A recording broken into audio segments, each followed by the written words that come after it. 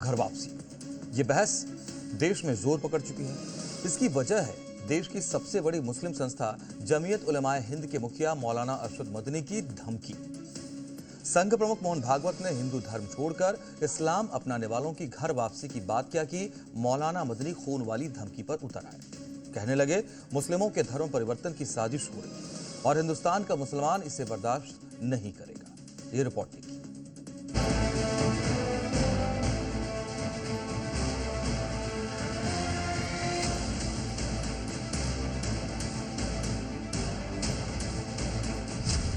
हम अरब तुर्क नहीं हैं, हम भारत के हैं, हमारे पूर्वज भारतीय हैं। 20 करोड़ मुसलमानों को हिंदू बनाएंगे। उनको ये पट्टी पढ़ाने वाला काम बंद हो या वो उसको रिजेक्ट करें कि हम पूजा से अलग है। ऐसा मालूम होता है कि सिर्फ उन्होंने अपनी माँ का दूध पिया है, किसी और ने नहीं पिया। 20 करोड़ मुसलमानों के पूर्वजों को लेकर घमासान छिड़ गया है। बात खून बहने बहाने तक जा पहुंची है। संघ प्रमुख मोहन भागवत के एक बयान ने मुस्लिमों की सबसे बड़ी संस्था जमीयत उलेमाए हिंद के मुखिया अरशद मदनी के बोल बिगाड़ दिए हैं। जो 70 साल में कहने वाले लोग पैदा नहीं हुए थे, आज खड़े होकर के कह रहे हैं कि हम 20 करोड़ मुसलमान और 6 करोड़ क्रिश्चियनों को अपने घर वापस लाएंगे। यानी 20 करोड़ मुसलमानों को हिंदू बनाएंगे। ऐसा मालूम होता है कि सिर्फ उन्होंने अपनी माँ का दूध पिया है, किसी और ने नहीं पिया। ये सुनकर आपको अंदाजा लग गया होगा कि मियां भाई के मंसूबे क्या हैं। सवाल ये कि आखिर ऐसा क्या हो गया कि हिंदुस्तान के मुसलमानों को भड़काने की नौबत आ गई। दरअसल मियां भाई के खून में उबाल संघ प्रमुख मोहन भागवत के इस बयान के बाद आया है। मोहन भागवत ने एक कार्यक्रम में कहा, भारत में रहने वाले मुस्लिम भी हिंदू हैं, वो कोई अरब से नहीं आए। घर वापसी का काम तेज होना चाहिए। जो लोग हिंदू धर्म में वापस लौटें तो हमें उनका ध्यान भी रखना होगा। आने वाला दिन बताएगा कि कौन क्या रहा और क्या बना, लेकिन आने वाले दिन आने तक गली कूचों में जो खून बहेगा वो किसका बहेगा? अक्सरियत का भी बहेगा, अकलियत का भी बहेगा। बस भागवत के इसी बयान से मौलाना का पारा चढ़ा हुआ है। भागवत ने कोई नई बात नहीं कही। इस बात के प्रमाण मौजूद हैं कि भारतीय मुसलमानों के पूर्वज ऐतिहासिक और सांस्कृतिक रूप से हिंदू ही थे, जिन्होंने सदियों के दौरान इस्लाम धर्म अपनाया, जो सूफी संतों के प्रभाव, सामाजिक सुधार और मुगल काल के दौरान उपजी परिस्थितियों के चलते हुआ। इनको इंडोनेशिया के राष्ट्रपति के द्वारा रिपब्लिक डे परेड के अवसर पर दिए गए बयान का स्मरण करना चाहिए, जब उन्होंने कहा था, एक देश का राष्ट्राध्यक्ष कहता है कि अगर हमारा डीएनए कभी जांचा जाएगा तो भारतीय निकलेगा। इंडोनेशिया दुनिया का सबसे बड़ा मुस्लिम बाहुल्य देश है। लेकिन मदनी जैसे लोगों को ऐसी बातों से कोई मतलब नहीं है। उन्हें तो बस मुस्लिमों की भावनाओं को भड़काने का बहाना चाहिए। इस बार वो बहाना उन्होंने संघ प्रमुख के बयान में तलाशा है। जो आदम अस्सलाम पैदा हुआ है हिंदुस्तान में, तो ये घर वापसी कर ले। इस्लाम पैदा हुआ है हिंदुस्तान के अंदर। घर वापसी तो उनकी की जाती है जिनका कोई धर्म परिवर्तन हुआ हो। यहाँ तो शुरू से मुसलमान रहे हैं और हिंदुस्तानी हैं, हिंदुस्तानी रहेंगे। मोहन भागवत को एक बात समझ लेनी चाहिए, हिंदुस्तान में रहने वाला हर शख्स हिंदी है, हिंदू नहीं है। अधिकांश भारतीय मुसलमानों के पूर्वज प्राचीन हिंदू, जैन या बौद्ध समुदायों से थे, जो इस्लाम के आगमन यानी 7वीं से 12वीं शताब्दी से पहले यहाँ रहा करते थे। लेकिन मियाँ भाई को तो न तथ्यों पर भरोसा है और न साक्ष्यों पर। उन्हें तो बस माहौल बिगाड़ने के लिए बहाना चाहिए। सबसे पहला धर्म ही सनातन है। सब पहले हिंदू थे, डर के मारे कन्वर्ट हो गए। गर्दन कट जाए भले वापसी नहीं होगी। जिनका खून शौर्यवादी रहा, उनके पुरखे भी लड़े, आज भी लड़ रहे हैं और हम लड़ते रहेंगे। कोई घर वापसी नहीं। हम मुसलमान है, वो हिंदू है। करा लेंगे वापसी, बिल्कुल करा लेंगे। उनके कहने से क्या होता ये बता। हाँ। उनका धर्म अलग है, हमारा धर्म अलग है। संघ प्रमुख के बयान के बहाने मौलाना अरशद मदनी हिंदुस्तान के मुस्लिमों की भावनाओं से खेल रहे हैं, उन्हें भड़का रहे हैं, डरा रहे हैं कि हिंदुस्तान में उनका मजहब खतरे में आ गया है। मुसलमान अगर जिंदा रहेगा अपने मजहब के साथ जिंदा रहेगा। और अगर उसका मजहब छिनता है तो उससे पहले मुसलमान कौम खत्म हो जाए। बगैर मजहब के मुसलमान कौम नहीं रहेगी। अब लगता है कि मौलाना मदनी दूसरे जिन्ना बनने की फिराक में है। जिस तरह से उन्होंने डायरेक्ट एक्शन की धमकी दी है, वह न तो मजहबी हित में है उनके और न ही देश हित में है। आरोप लग रहे हैं कि भागवत के बयान को तोड़ मरोड़ कर देश के मुस्लिमों के सामने पेश किया जा रहा है और देश का अमन चैन बिगाड़ने की साजिश हो रही है। ब्यूरो रिपोर्ट, जी मीडिया। रोजाना की तरह वृंदावन में बांके बिहारी मंदिर श्रद्धालु दर्शन करने पहुंचे, लेकिन उनके मन में उत्साह और शांति की अनुभूति उस वक्त आक्रोश में बदल गई जब उन्होंने ठाकुर जी के गर्भगृह पर ताला जड़ा देखा। और इसके बाद जिस मंदिर में दिन रात बांके बिहारी की उपासना होती है, वो प्रांगण विद्रोह की आवाज से गूंज उठा।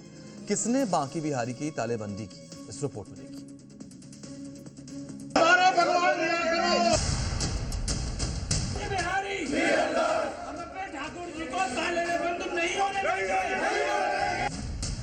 ठाकुर जी को जंजीरों में जकड़ दिया,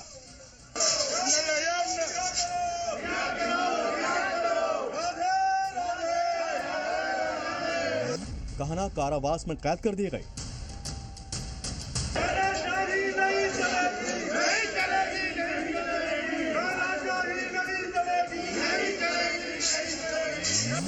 बांके बिहारी की तालाबंदी किसने की? बिहारी जी हमारे हैं और वो सदैव स्वतंत्र हैं, सदैव स्वतंत्र हैं। और जंजीरों में पहना तो हमें पहनाओ, कारावास में भेजना है तो हमें भेज दो। ये हंगामा, ये बवाल वृंदावन में बांके बिहारी मंदिर में उस वक्त खड़ा हो गया जब सुप्रीम कोर्ट की तरफ से गठित हाई पावर कमेटी ने बिहारी जी के गर्भगृह पर बेड़ियां बांधी और ताला जड़ दिया। अपनी आंखों के सामने ये सब होता देख भक्त आग बबूला हो गए। वो नारेबाजी करने लगे और कान्हा के साथ ऐसा करने वालों को कलयुग का कंस करार दे दिया।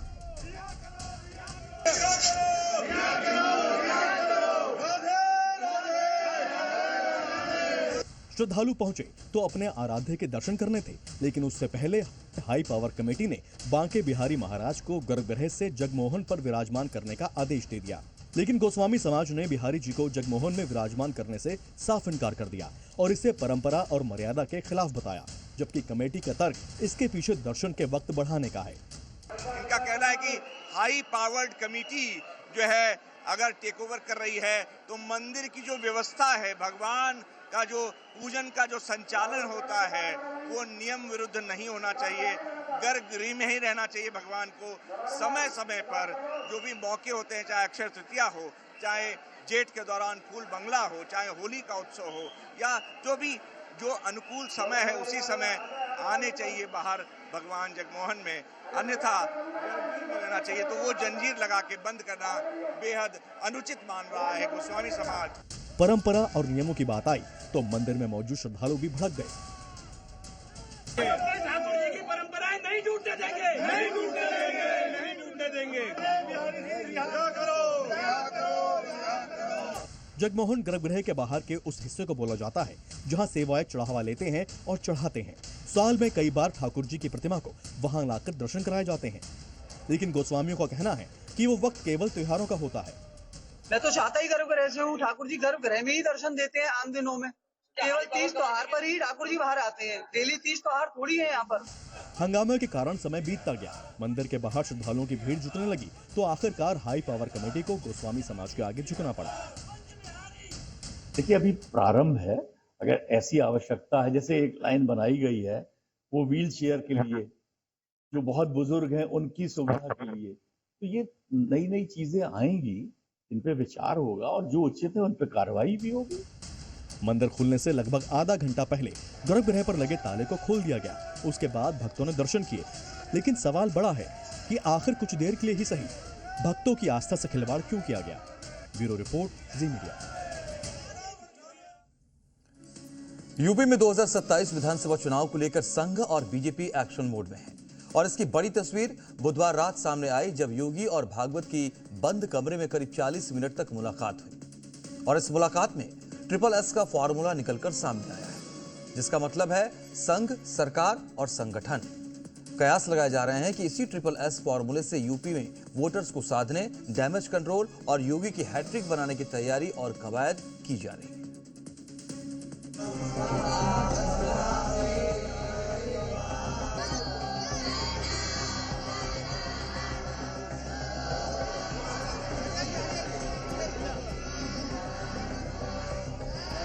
वो एक ऐसे पहले प्रथम नेता हुए हैं जिन्होंने सदन के अंदर ब्राह्मणों के पक्ष को रखा। चोटी खींचना, शिखा खींचना ये पाप नहीं महापाप है। शिखा खींचना महापाप, आवाज पर बटुकों का सम्मान। शिखा चोटी जो खींची गई है बहुत ही अधर्म का कार्य है। शिखा का मतलब जानते हैं आप लोग? डैमेज कंट्रोल की कोशिश 2027 में कितनी असरदार? यूपी में 2027 विधानसभा चुनाव को लेकर संघ और बीजेपी एक्शन मोड में हैं। सबको साधने की कोशिश और कवायद की जा रही है। जहां डैमेज हुआ है अब उसको मैनेज करने की कोशिश जारी है। इसलिए चुनावी रणनीति बनाने और सरकार, संगठन और संघ के बीच समन्वय बनाने के लिए मोहन भागवत ताबड़तोड़ यूपी का दौरा कर रहे हैं। जनवरी में 10 दिन के मथुरा दौरे पर थे। फरवरी की शुरुआत में 3 दिन के लिए गोरखपुर दौरे पर थे, जबकि अब गोरखपुर के बाद लखनऊ पहुंचे हैं। मुख्यमंत्री योगी आदित्यनाथ से मुलाकात के बाद प्रदेश के दोनों डिप्टी सीएम और कई मंत्री भी संघ प्रमुख से मिले। लेकिन भागवत से मिलने से पहले डिप्टी सीएम ब्रजेश पाठक ने डैमेज कंट्रोल की कोशिश की। माघ मेले में शंकराचार्य से विवाद और बटुकों की शिखा खींचे जाने को महापाप बताया और आवाज पर बुलाकर उन बटुकों को सम्मानित किया। माघ मेले के दौरान जो बटुकों की चोटी को खींचा गया है उसको कोई भी सही नहीं ठहरा सकता। इसी संबंध में एक प्रश्न के जवाब में हमने कहा था और जो भी दोषी उसको कड़ी सजा मिले। वो एक ऐसे पहले प्रथम नेता हुए हैं जिन्होंने सदन के अंदर ब्राह्मणों के पक्ष को रखा। ब्राह्मणों के साथ जो अत्याचार हुआ उसको सदन के अंदर रखा। जो ब्राह्मणों की शिखा पकड़ी गई उसको सदन में रखा कि ऐसे व्यक्तियों को चिन्हित करके दंडित करने का कार्य किया जाएगा। सारे विद्यार्थी गुरु जी के साथ मैं सबको धन्यवाद करता हूँ। ब्रजेश पाठक जी को मेरा बहुत ही धन्यवाद है जो उन्होंने ब्राह्मणों की बात को रखा। ब्राह्मणों को ऐसा पहली बार ही हुआ है कि ऐसे हमारे उत्तर प्रदेश के उप मुख्यमंत्री जी ने ब्राह्मणों को पूछा। एक बार ब्राह्मणों की भी बात देखी कि ब्राह्मण क्या कह रहे हैं। माघ मेले में अभी मुक्तेश्वरानंद से विवाद और पुलिस की बटुकों से अभद्रता के साथ ही बीजेपी सरकार यूजीसी को लेकर भी सवर्णों के निशाने पर थी। साथ ही जो वोटर हिंदुत्व को लेकर बीजेपी के साथ हैं वो शंकराचार्य वाले विवाद के बाद दुविधा में थे। इसलिए अब बीजेपी हर वर्ग को साधने के लिए रणनीति बना रही है, जिसकी पहली झलक डिप्टी सीएम के आवाज पर देखने को मिली। लेकिन अब समाजवादी पार्टी और कांग्रेस बीजेपी के सियासी स्टंट की पोल खोल रहे हैं। जिन्हें शंकराचार्य जी का अपमान किया है, आप कितना भी ढोंग कर लें, बटुकों को ला करके कितना भी ढोंग कर लें, जब पूजनीय शंकराचार्य जी का अपमान हुआ है तो उनके सम्मान में उनको इस्तीफा दे देना चाहिए। आपने देखा किस तरह से कालजाई शब्द का इस्तेमाल किया था माननीय नेता सदन। आपस का जो विरोधाभास है ये समाप्त करने में भारतीय जनता पार्टी असफल है। तो ये पूरी तरह स्पष्ट है कि जो आपस की उनकी नूरा कुश्ती चल रही है ये कहीं ना कहीं स्पष्ट हो गई, सामने आ गई। बीजेपी और संघ कंट्रोल तो कर रहे हैं, साथ ही अपने विरोधियों को घेरने में कोई कसर नहीं छोड़ रहे। यूपी में पिछले नतीजे दोहराने और फिर से योगी सरकार बनाने के लिए अपना जाल बिछाना शुरू कर दिया है, जबकि दूसरी तरफ योगी अपने विरोधियों पर ताबड़तोड़ हमले कर रहे हैं। समाजवादी पार्टी और कांग्रेस पर जमकर निशाना साध रहे हैं, जबकि तीसरे फ्रंट पर सरकार, संगठन और संघ मिलकर जो वोटर पार्टी से छिटक रहे हैं उनको साथ जोड़ने की कोशिश कर रहे हैं। इन सबके साथ ही एक बात और तय है कि 2027 के लिए योगी ही कप्तान है, इसलिए योगी अब फ्रंट फुट पर खेल रहे हैं। कुत्ते की पूंछ सीधी नहीं हो सकती, वैसे ही ये समाजवादी पार्टी के दरिंदे जो बेटियों की सुरक्षा के साथ खिलवाड़ कर रहे हैं ये कभी ठीक नहीं हो सकते। इनके लिए तो कानून के दायरे में ला करके इन पे शिकंजा कसना पड़ेगा और हमारी सरकार वही काम कर रही है इनके साथ में।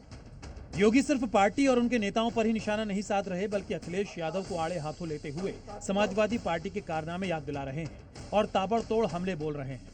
किसी भी जिले का जो जितना बड़ा माफिया था, जितना बड़ा गुंडा था, वह समाजवादी पार्टी का शागिर्द था, उनका पदाधिकारी था। माफिया की पैरेलल सरकार चलती थी। बबुआ अपने घर के बाहर नहीं निकलता था, बबुआ 12 बजे सो के उड़ता था और प्रदेश की जनता पिसती थी। माफिया समानांतर सरकार चला करके अराजकता और गुंडागर्दी का एक और तांडव करते थे। दूसरी तरफ मुस्लिम तुष्टीकरण की हद को पार करते हुए पर्व और त्योहारों में भी इन्होंने किस कदर अराजकता फैलाई थी। अखिलेश यादव भी योगी पर निशाना साधने का कोई मौका नहीं छोड़ते। योगी ने शंकराचार्य को लेकर सवाल खड़ा किया तो अखिलेश बचाव में आ गए और मुख्यमंत्री के योगी होने पर सवाल उठाते हुए तंज कस दिया।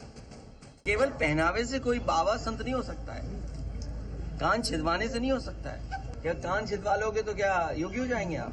और जो दूसरों का सर्टिफिकेट मांग रहे हैं वो अपना सर्टिफिकेट तो दिखा दें कि कौन सी इंस्टीट्यूशन में योगी बने हैं। और उनकी भाषा देखो, पूजनीय शंकराचार्य ने कहा है कि ऐसी भाषा तो गुंडों की भी नहीं होती है। अखिलेश के ऐसे बयानों का जवाब योगी पहले से देते आए हैं, क्योंकि अखिलेश पहले भी योगी को माफिया और अजय बिष्ट जैसे शब्दों से संबोधित करते हैं। चीफ मिनिस्टर बिष्ट जी, जब उन पर कोई काम नहीं बचा है तो वो जनता को धोखा देने में निकल गए। लेकिन योगी जवाब देने और विरोधियों को घेरने में राजनीति के माहिर खिलाड़ी हैं। माफियाओं के सामने नाक रगड़ने वाला व्यक्ति, दंगाइयों के सामने घुटना टेकने वाला व्यक्ति आज भारत की संत परंपरा को माफिया कहता है। ये उनके संस्कार हैं। और इसीलिए मैंने कहा ना, जैसे लगता है औरंगजेब की आत्मा इन लोगों के अंदर घुस गई है और फिर से इनको हिंदू विरोधी आचरण के लिए उनको फिर से प्रोत्साहित कर रही है। एक तरफ संघ, योगी और बीजेपी हिंदू वोटर्स के साथ कास्ट फैक्टर को ध्यान में रखकर रणनीति बना रहे हैं, तो दूसरी तरफ अखिलेश भी पीछे नहीं है। पिछले दिनों यूपी के बड़े मुस्लिम नेता नसीमुद्दीन को समाजवादी पार्टी में शामिल कराया। कयास लगाए जा रहे हैं कि नसीमुद्दीन और बीएसपी नेताओं को साथ लेकर आ सकते हैं। हालांकि देखना होगा कि 2027 में योगी वापसी करते हैं या फिर अखिलेश का दोबारा सत्ता पाने का सपना पूरा होता है। ब्यूरो रिपोर्ट, जी मीडिया। रमजान के महीने में भाईजान शांति, अमन, चैन की दुआ मांगते हैं, लेकिन इस बार यूपी टू एमपी रमजान के पहले ही रोजे से कट्टरपंथियों ने हिंदुओं के लिए नफरती रेखा खींच दी है। कट्टरपंथी जमात समाज को बांटने की चिंगारी लगा चुकी है। मुस्लिम मोहल्लों में मुसलमानों से खरीदारी, दान की राशि मुसलमानों को ही देने की अपील की जा रही है।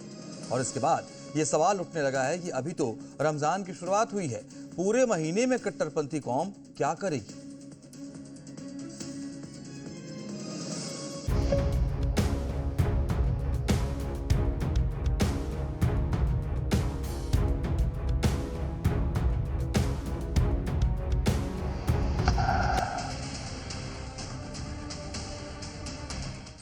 रमजान भर, ईद भर जितनी भी खरीदारी करना है, तो ये गरीब मुस्लिम समाज के जो लोग हैं, इन लोगों से आप खरीदारी करें।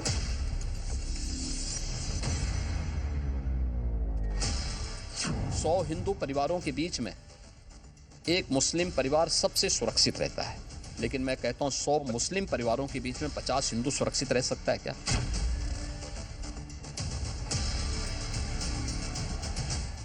भारत में मुस्लिम समाज के जो लोग रह रहे हैं उनकी हालत बद से बदतर है। हमारे धर्म के अंदर का मामला है ना, इसमें किसी को क्या आपत्ति है? 100 मुस्लिम परिवारों के बीच में 50 हिंदू सुरक्षित रह सकता है क्या? इस्लाम में रमजान को रहमत का महीना और जहन्नुम से निजात का महीना माना जाता है। इस पाक महीने में मुसलमान रोजा रखकर, नमाज पढ़कर और कुरान की तिलावत करके खुद को अल्लाह के करीब लाने की कोशिश करते हैं।